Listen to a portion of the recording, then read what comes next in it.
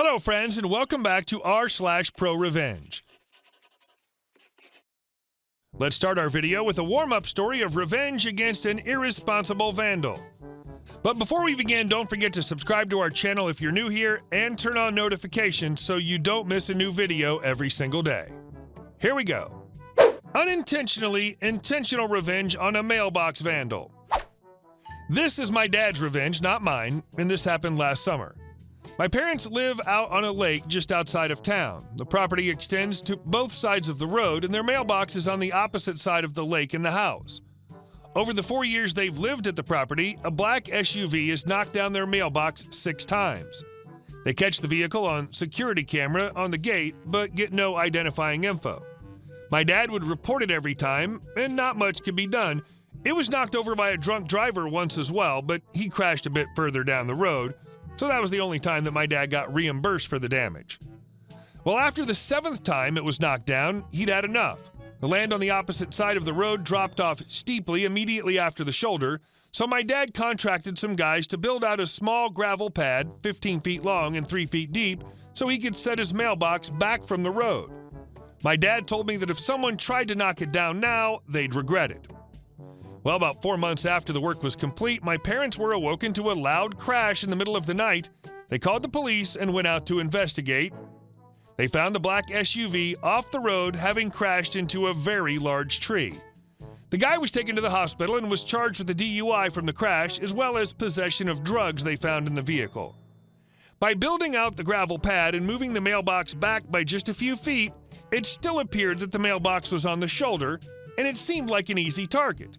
In reality, those 3 feet made all the difference. Because the pad was so short, the vandal left the roadway before the pad started, and when the right side of his vehicle went off the shoulder, the car went veering down the steep incline. And our next story. Fire department wanted to know everything. I work in an independent mechanic shop, and I was recently promoted to head mechanic position, which unfortunately includes office work. And the owner was a lazy SOB who liked to fob paperwork that he didn't like to do to the receptionist, who in turn would fob it to me. I didn't mind it at times since it'd get me out of the hot, noisy garage and into the air-conditioned office. One such paper that was fobbed to me was the fire department's annual inspection paperwork. That is to say, the fire department wants to see your evacuation plans, containment systems for hazardous materials, safety systems in place, the whole thing. Quite normal and sensible. The paperwork also asks for a list of liquids that we store and use, and the type of containment for them. No biggie, right?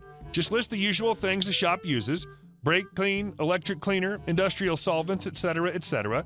That's how I've always done it in past years. I never had much problems with it.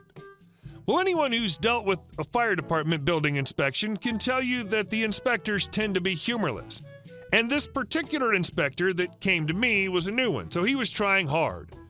I don't know who he was trying to impress, us or his bosses, because he was extra malicious on that inspection day. Oh, your oil barrels are seeping oil from the cap. Fail. Your containment barrier around the oil barrel is splashed with oil. Fail. No official designation for empty brake clean/spray bottles for recycling. Fail. Your fire extinguisher's not within the allocated 3 feet from the ground. Fail. And so on.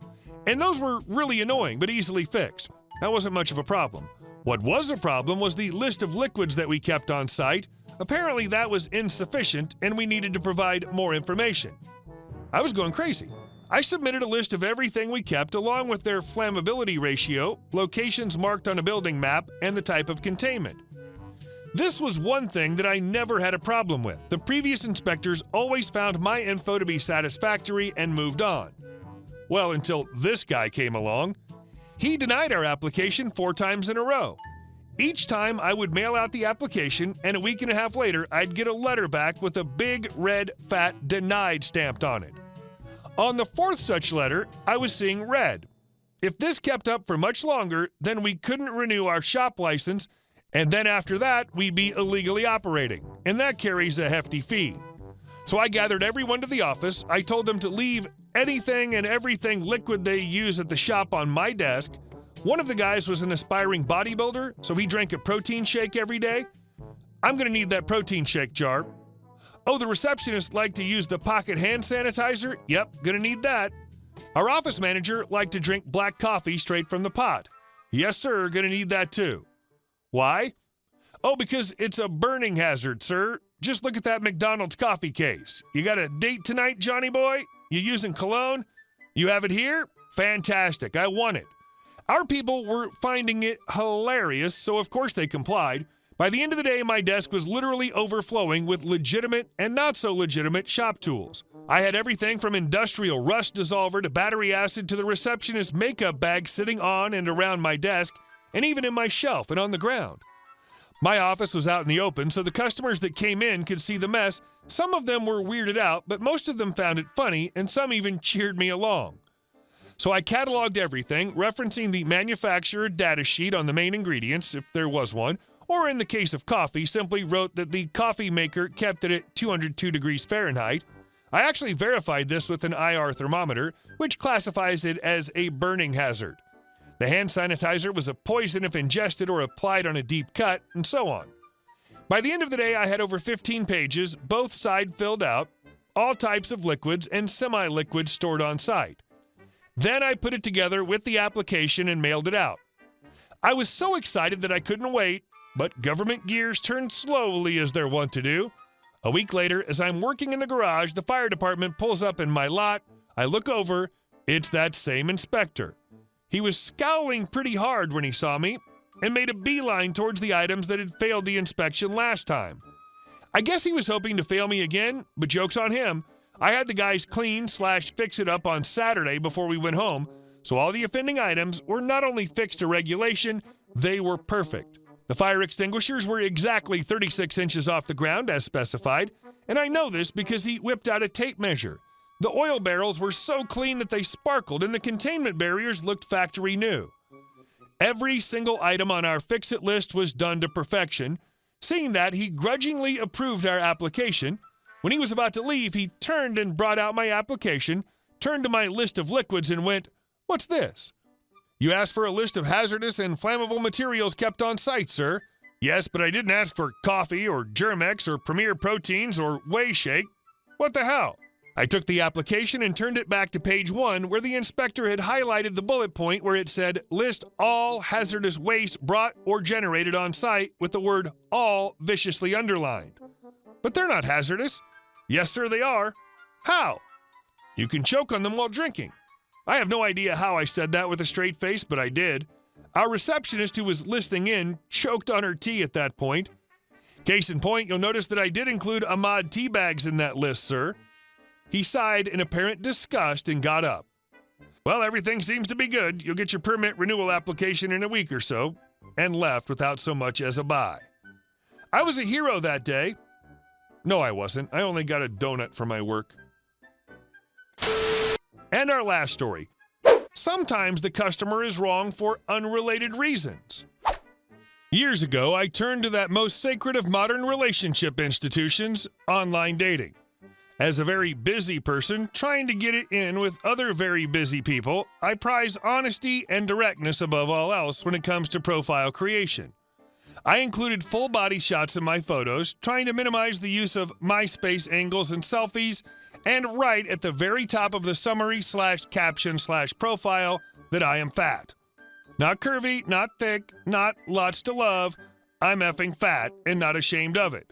And I also know that weight is a deal breaker for lots of people, and I don't want to waste anyone's time. About a year ago, I met Evan via Tinder. We exchanged friendly messages for a few hours one night and agreed to meet up for drinks the following evening.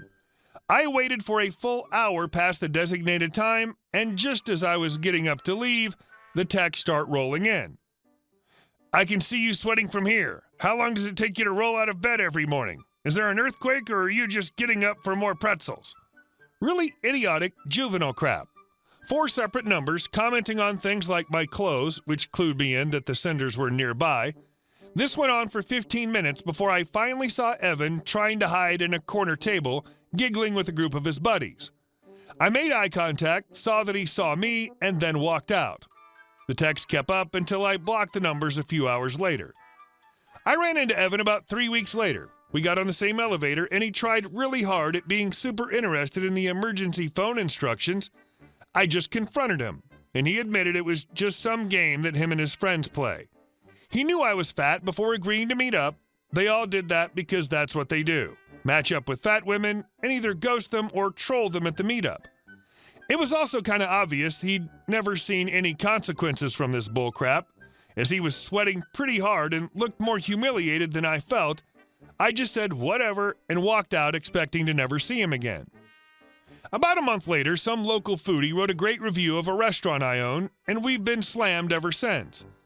In the past, I stayed mostly in the kitchen, but I've been doing more and more front-of-house stuff lately, and Valentine's Day I was working a bit of a split between the two.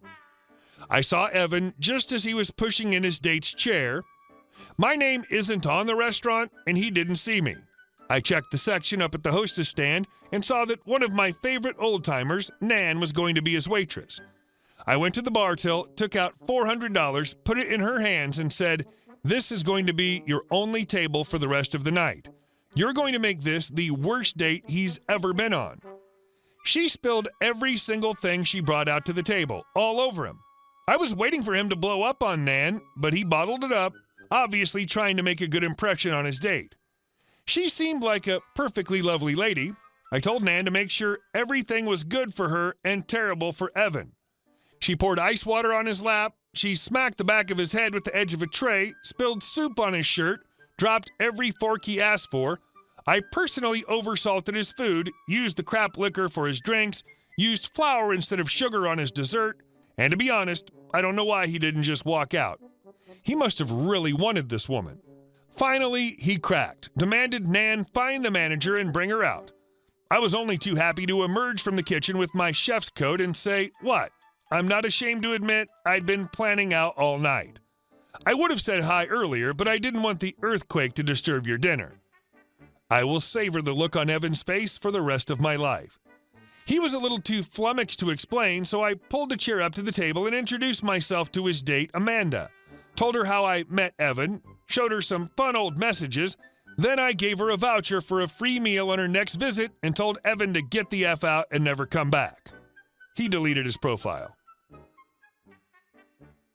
Hey guys, thank you all for watching the video. I'll see you in the next one.